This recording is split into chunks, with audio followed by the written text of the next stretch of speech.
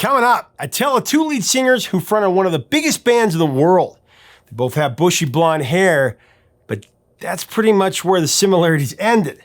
Their approaches were different. Their styles were different. Even the way they viewed relationships were different. One singer had no interest in a serious relationship, while the other embraced the notion. You're going to see what I mean coming up next, including an interview with one of them. We shine the spotlight on two songs that epitomize the contrast between two of the greatest frontmen in rock history. Coming up next on Professor of Rock, brought to you by Zenny Eyewear.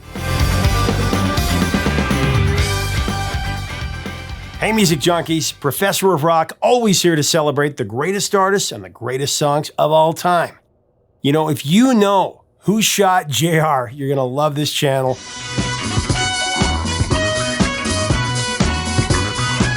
Nostalgia all the time, the 60s, 70s, 80s, 90s, up to now. Make sure to subscribe, click the bell so you're always in the know about the latest interviews. We also have a Patreon you're going to want to check out. You can become a patron, and that's the best way to support this channel for more interviews and more videos. The David Lee Roth versus Sammy Hagar debate, it's going to rage on forever. I mean, both singers have their ardent fans, along with their outspoken detractors. It's just a testament to how passionate Van Halen fans have been, regardless of who performs lead vocals. Today, we're going to talk about two songs from both singers that helped define each era. Two sides of the coin, if you will. So let's get into it. After years of sparring, venomous sparring, with Eddie Van Halen, Dave left.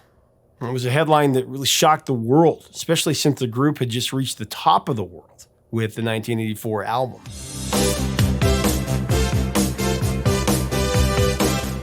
Van Halen being Van Halen without David Lee Roth was unthinkable.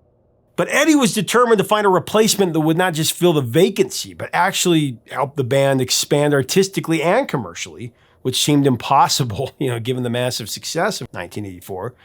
Not to mention that Dave was one of the most popular rock stars on the planet, just a superstar. Eddie swung for the fences to replace DLR, though, offering the gig to singers that were already at the top of the game. Covertly, Eddie had serious talks with Journey's Steve Perry.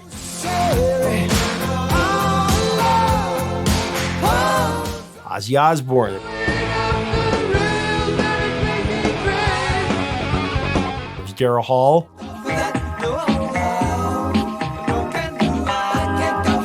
Whom Eddie always admired.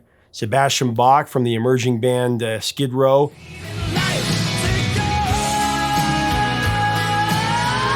Eddie even offered the gig to Jimmy Barnes, who many other bands pursued after he quit the band Cold Chisel in '83.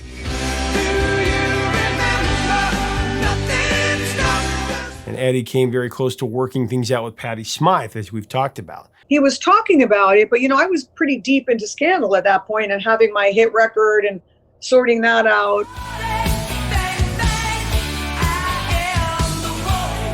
We were staying in touch, and then he went back to LA. I was in New York and doing whatever, and then I got married in March. Timing is everything, And for me, I was a diehard New Yorker. I was 8 months pregnant. And he said, look, you got to let me know, if you can do it or not. Do you want to be in the band? And I was like, no, I don't think so. Just like that. Nope. Didn't even give it a thought. The down low search for DLR's replacement hit a roadblock until Eddie went to an exotic car garage to pick up his Lamborghini. The head mechanic, Claudio Zampoli, also took care of Sammy Hagar's black Ferrari 512. Now, when Eddie came by the garage to get his Lamborghini, he noticed a black Ferrari, commenting to Claudio, wow, nice car. Whose car is that? That's Sammy Hagar's car, is what Claudio said. You should call him and get him in the band. Eddie was well aware of Sammy Hagar's credentials. Hagar had, of course, made a name for himself with his powerhouse vocals while fronting the group Montrose.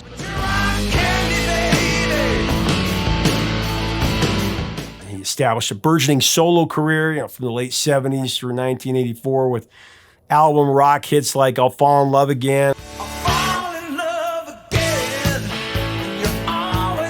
And of course, I Can't Drive 55 with a music video that featured that same black Ferrari 512 that caught Eddie's eye in the first place.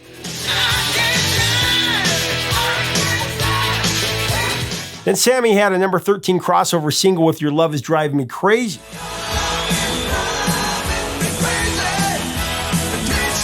Sammy Hagar was undoubtedly one of the most distinctive vocalists in rock and roll. And he had that look. So Claudio told Sammy he gave Eddie his number, and Sammy had a gut feeling that Eddie was going to contact him. Sammy told his wife, in fact, and he told her that he knew that he was going to get the call. And I guess she replied, geez, I hope not. Apparently Sammy's then wife was not a Van Halen fan. When Eddie connected with Sammy, I guess the two of them hit it off immediately. So a few days after Eddie's call, Sammy was at the famed 5150 studio to meet both Alex and Michael. I guess also present at the initial meeting was Don Landy and Alex and Eddie's jazz musician father, Jan Van Halen. Sammy remembers being a little nervous on that day because he was supposed to just walk into the studio and start singing with the band with really little or no prep. Didn't really know what to expect. Sammy also recalled noticing that the three band members looked frazzled from a lack of sleep at that time. Apparently they'd been up all night working on new music, and the tireless work ethic, that really impressed Sammy, but he was a little bit shocked by how the conditions of the studio were. It was quite a mess, cluttered with half-empty beer bottles and cans and ashtrays overflowing with old cigarettes. In spite of the rumpled studio, the Sammy Hagar Van Halen bromance was born on that day, leading to a prosperous 11-year period with the Red Rocker, fronting the mighty Van Halen.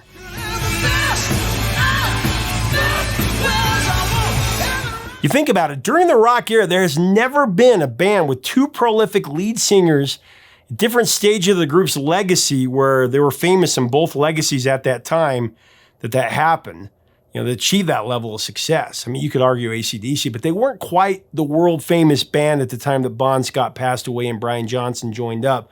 Plus, Brian Johnson wasn't hugely known back then. Of course, the albums with both singers on them would sell like crazy after Back in Black, but not before that. So Van Halen was really the only band in that category at that time. The DLR era was historic with two of the best-selling LPs of all time, but the Sammy Hagar era, that was just as fertile, catapulting Van Halen into a whole other realm of prosperity. All four of Sammy's albums that he with Van Halen hit number one. It's remarkable how different the two eras actually were. Now, there are two songs that when listened to side by side give us the two sides of the eras in a way. Aint Talkin Bout Love from Van Halen's self-titled landmark debut.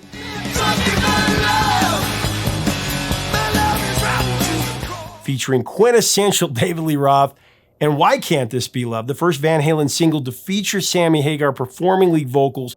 And that actually went to number one in the Cashbox and rock charts.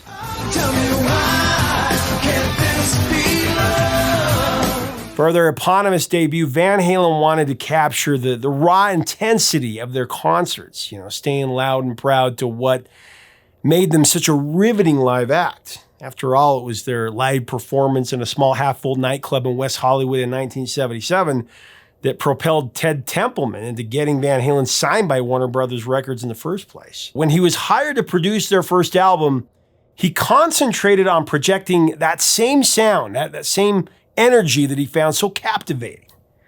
Templeman put Eddie's guitar on one side of a recorded track and reverb on the other side.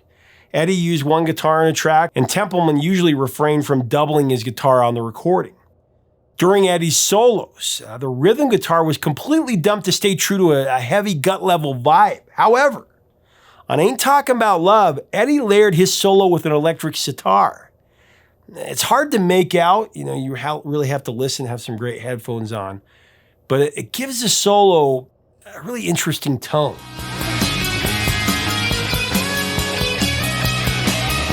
Guitar World named Eddie's riff in Aint Talkin Bout Love one of the top 5 of all time.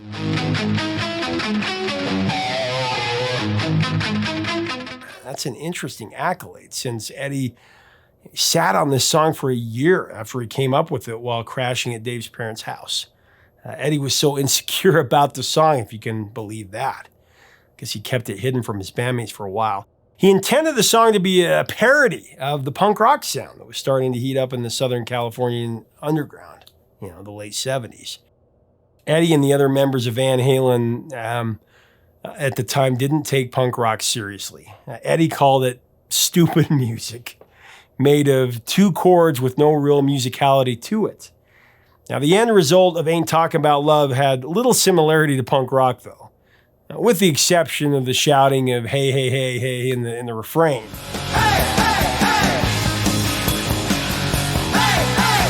Instead of being a punk rock parody, Aint Talkin Bout Love is often regarded as a precursor to 80s glam metal.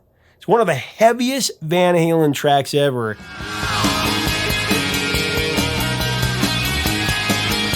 And one that was on the band's original demo produced by Kiss's Gene Simmons.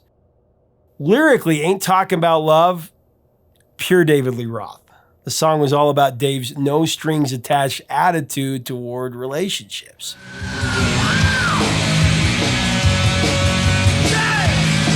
Dave wasn't looking for anything serious. He just wanted to have a good time with someone that was okay with a one-night stand.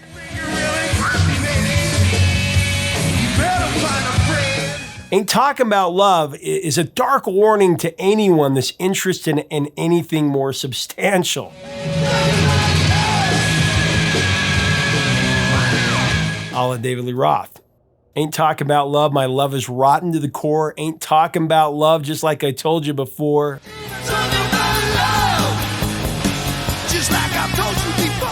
DLR's Conquest. While the band was on tour, of course, a thing of legend. The flamboyant rock star used to offer to pay the band roadies a $100 reward. They brought a groupie backstage that he ended up spending the night with.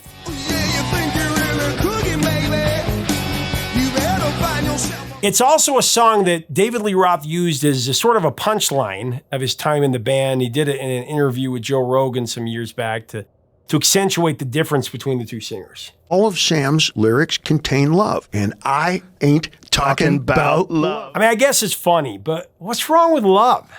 You know who else wrote a lot of songs about love? A band called the Beatles? Anyway. When David Lee Roth officially left Van Halen, summer of '85, most believed that the band would not survive. Instead of imploding, though, Dave's departure marked a turning point for Van Halen, to evolve the sound of the band and explore crafting songs with more mature subject matter. It was especially liberating for Eddie Van Halen because he had butted heads with Dave for years on the direction that he wanted to take the band. The Hagar era of Van Halen began with the making of the group's 7th studio album, 5150.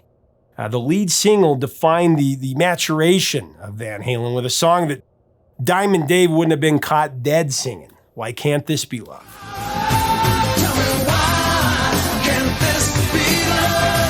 While Dave made it clear that he ain't talking about love, Sammy wrote and sang a song about getting that funny feeling again, winding him up inside. He never ever felt so much, wearing his heart on his sleeve.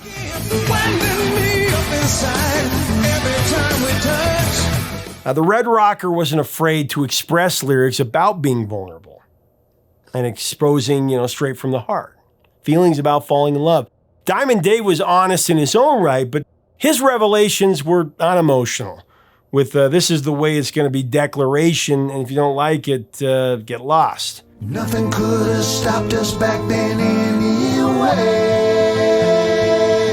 Why Can't This Be Love was a no doubt about it hit song when they first put it together. Even Sammy knew it. Here's what he said about it. Do you really know when you've got a great song?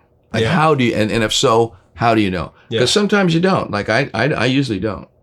But Why Can't This Be Love? I did. It was like, I'm going, this is a hit. This is what all my old record companies were begging me to write. It's a pop hit. That's rock. So, so I was happy with it. I knew it was a big, badass groove, and it had a great melody, and it was a little edgy, and Eddie had a lead guitar solo in it, right? Illegal, top 40, right? No guitar solo. Yeah.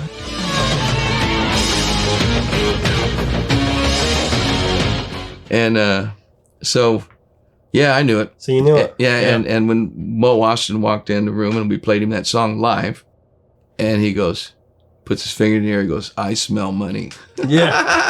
I love that comment. It was so cool. Mo Austin, signed Frank Sinatra, Jimi Hendrix, come on now. Keep going.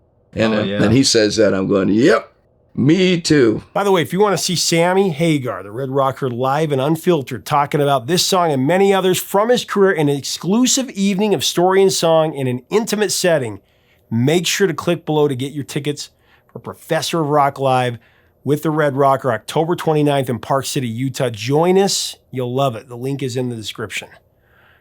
Eddie constructed the music for Why Can't This Be Love on his Oberheim OB8 keyboard. The entire song was developed much differently than previous Van Halen singles, as Eddie met no resistance from his band brothers or the production crew, for that matter.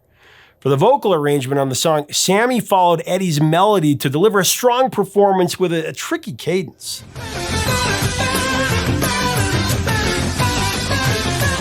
Eddie preferred a lead vocal to be more of a counterpoint to his melody, as opposed to structuring vocals around an instrumental section. But Sammy asked Ed if he was cool with him letting his melody guide the way that he sang Why Can't This Be Love? And Eddie went along with his new frontman, and it sounds great.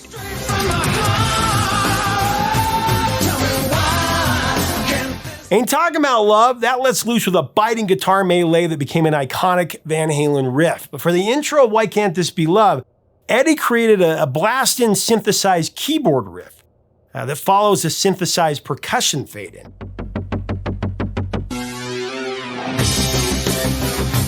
Michael Anthony and Alex Van Halen joined the synth party with Eddie for their parts on Why Can't This Be Love, you think about it.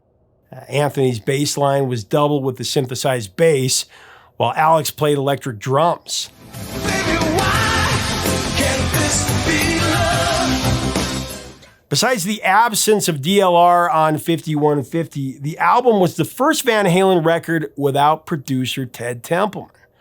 Like his buddy David Lee Roth, Templeman was never a fan of synthesizers, and he constantly criticized Eddie for his insistence on using them, in Fair Warning and Diver Down in 1984.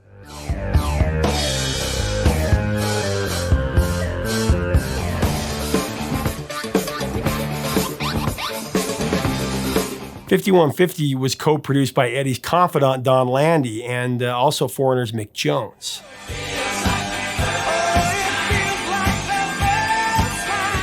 Landy was primarily an engineer, and Sammy strongly felt that the band needed a real producer to make 5150.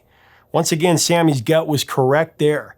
Proven hitmaker like Mick Jones provided invaluable wisdom for the making of Van Halen's new tunes. Sammy and Mick met when Montrose toured with Spooky Tooth.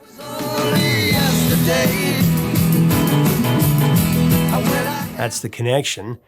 That was the band that Mick was in before he assembled Foreigner. Jones was key in helping to turn Why Can't This Be Love from a lengthy jam into a bona fide smash. Jones was also instrumental in getting an amazing vocal performance from Sammy for that track.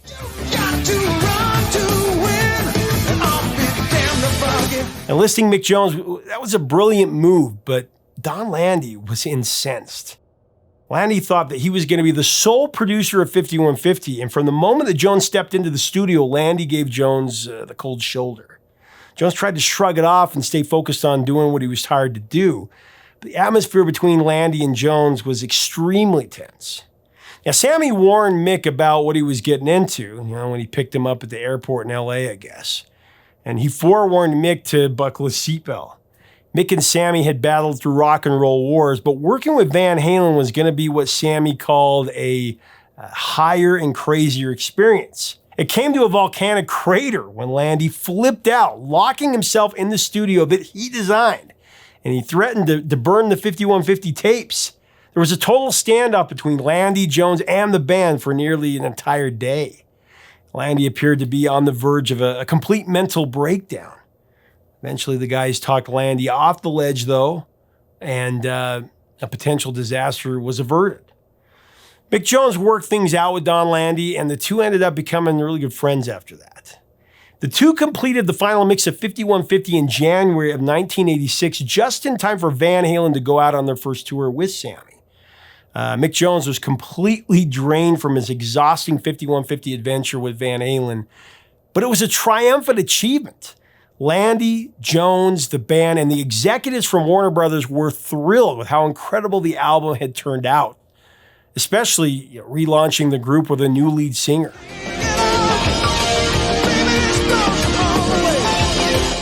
Even if it meant losing David Lee Roth, fans were happy to have Van Halen back in any fashion.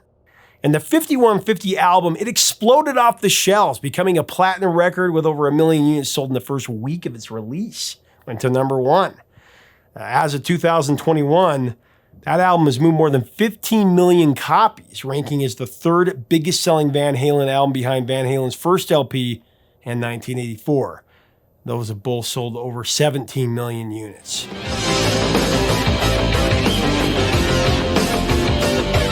Why Can't This Be Love? That was the 2nd highest charting Van Halen single after Jump went to number 1 in 84.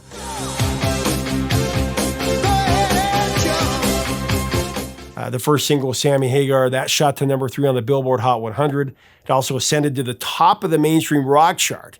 The single also broke the top 15 throughout Europe, rising to number 8 in the UK and Ireland. It peaked at number 8 in Australia. Like I said, it did go to the top of the Cashbox chart. So sales-wise, it was a number 1 hit.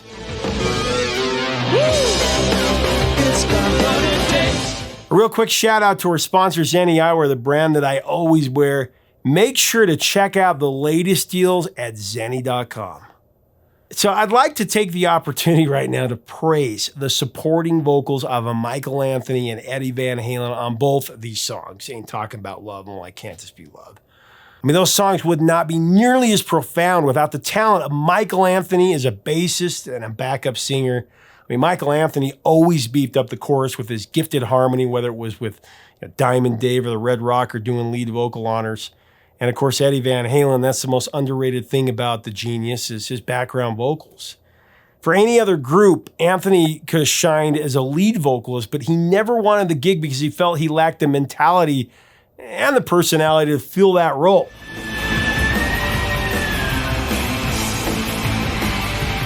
Now, there was no love lost between David Lee Roth and Sammy Hagar. Their fundamental differences in style and approach were major contributors to this friction. Besides the fact that Sammy replaced Dave, Roth loved to improvise and clown around on and off stage, and he was brilliant at it. Still is. The fans love it. Conversely, Sammy Hagar was a measured professional who prepared before gigs and contributed to the overall musicianship of the band. When DLR left Van Halen, the 3 remaining members didn't want another Diamond Dave. There was only one of them. They wanted a tough, seasoned personality that could hold his own with the rest of the band, and Hagar was exactly what they were looking for.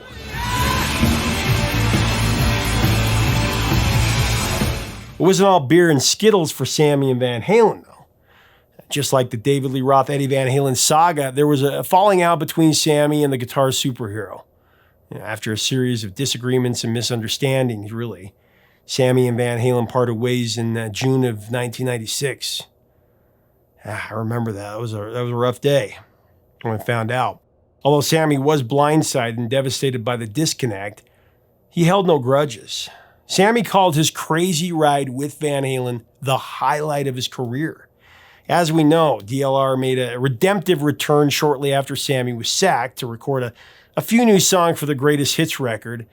And then after a short time, really one album with Gary Cherone, Diamond Dave remained the lead vocalist for Van Halen until Eddie's untimely death on October 6th, 2020, marking the certain end of the incredible 48-year run of Van Halen.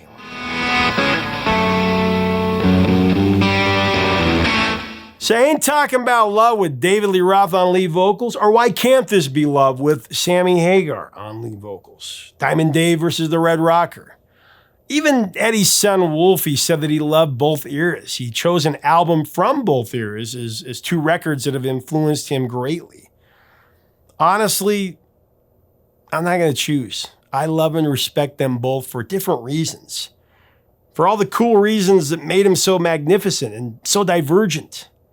They are 2 of the greatest frontmen in rock and roll history, and any true Van Halen fan should have respect for both sides of the coin, because if you flip the coin, it's always going to land on Eddie Van Halen.